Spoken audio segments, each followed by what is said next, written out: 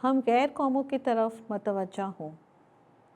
پہلی تلاوت رسولوں کے اعمال 13 باب 14 آیات 43 سے 52 آیات تک۔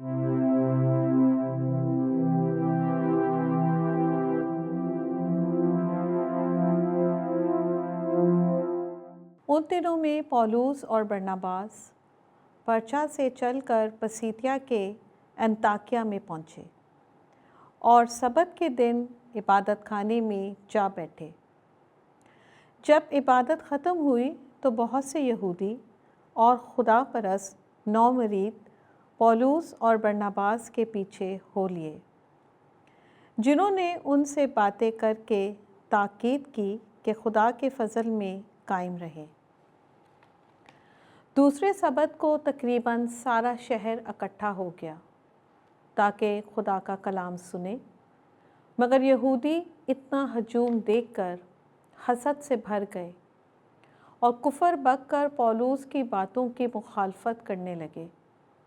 تب پولس اور برناباس دلیری کے ساتھ بولے کہ ضرور تھا کہ خدا کا کلام پہلے تمہیں سنایا جائے، لیکن اس لیے کہ تم اسے رد کرتے ہو اور اپنے آپ کو ہمیشہ کی زندگی کے ناقابل ٹھہراتے ہو، تو دیکھو ہم غیر قوموں کی طرف متوجہ ہوتے ہیں، کیونکہ خداوند نے یوں ہی ہمیں حکم دیا ہے کہ میں نے تجھ کو تعین کیا کہ غیر قوموں کے لیے نور ہو، تاکہ زمین کے انتہا تک تیرے ذریعے سے نجات پہنچے۔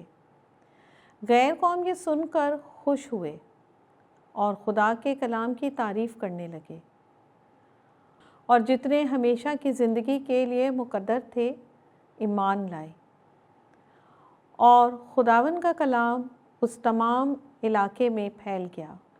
مگر یہودیوں نے خدا پرست عزت دار عورتوں اور شہر کے رئیسوں کو ابھارا اور پولس اور برناباس کے خلاف فساد برپا کیا اور انہیں اپنی سرحدوں سے نکال دیا۔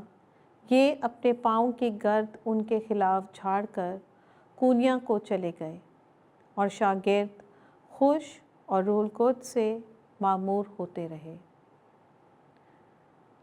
پاک کلام کے پڑھے اور سنے جانے پر خدا کی برکت ہو، خدا کا شکر ہو۔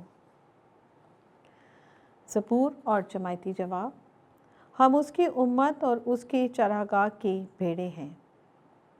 اے تمام ممالک، خداوند کے لیے للکارو، خوشی کے ساتھ خداوند کی عبادت کرو، خوش الحانی کرتے ہوئے اس کے حضور داخل ہو۔ جماعتی جواب۔ ہم اس کی امت اور اس کی چراگاہ کی بھیڑیں ہیں۔ جان لو کہ خداوند ہی خدا ہے، اسی نے ہم کو بنایا ہے اور ہم اسی کے ہیں، یعنی اس کی امت اور اس کی چراگاہ کی بھیڑیں۔ جماعتی جواب۔ ہم اس کی امت اور اس کی چراگاہ کی بھیڑیں ہیں، کیونکہ خداوند نیک ہے، اس کی رحمت ابد تک اور اس کی وفا نسلاً بعد نسلاً قائم ہے۔ جماعتی جواب۔ ہم اس کی امت اور اس کی چراگاہ کی بھیڑیں ہیں۔ برہ ان کی گلابانی کرے گا اور ان کو آب حیات کے چشموں تک پہنچائے گا۔ دوسری تلاوت مکاشفہ کی کتاب 7 باب 9 آیات 14 سے 17 آیات۔ اس وقت میں یوحنا نے نظر کی تو کیا دیکھتا ہوں کہ ہر قوم اور قبیلے اور امت اور زبان میں سے ایک ایسا بڑا ہجوم جسے کوئی شمار نہیں کر سکتا، سفید جامہ پہنے اور اپنے ہاتھوں میں کھجور کی ڈالیاں لیے ہوئے تخت اور برے کے حضور میں کھڑا ہے۔ اور ان بزرگوں میں سے ایک نے مجھ سے کہا کہ یہ وہی ہیں جو بڑی اذیت میں سے نکل کر آئے ہیں اور جنہوں نے اپنے جاموں کو برے کے خون میں دھویا ہے اور انہیں سفید کیا ہے۔ اسی سبب سے یہ خدا کے تخت کے سامنے ہے اور اس کی ہیکل میں رات دن اس کی عبادت کرتے ہیں۔ جو تخت نشین ہے وہ اپنے خیمے کو ان کے اوپر تانے گا۔